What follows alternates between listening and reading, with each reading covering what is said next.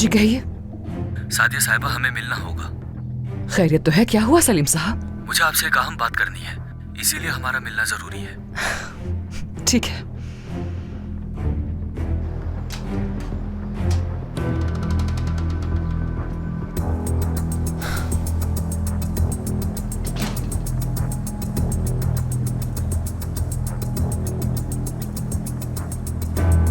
तुम सबा हो ना?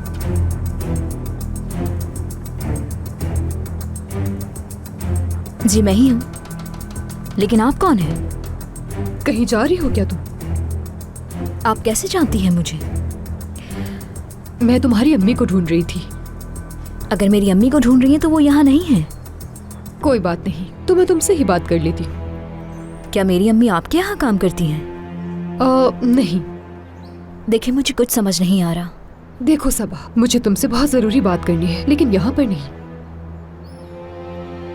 हमें कहीं और चलना चाहिए, मतलब किसी मुनासिब जगह पर।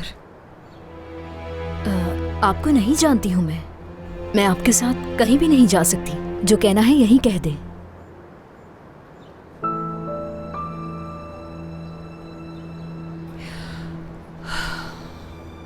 ये नाइंसाफी नहीं कि तुम यहाँ पर रहती हो।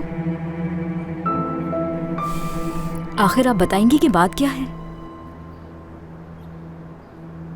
ठीक है, ऐसा करते हैं, अंदर बैठकर आराम से बात करते हैं।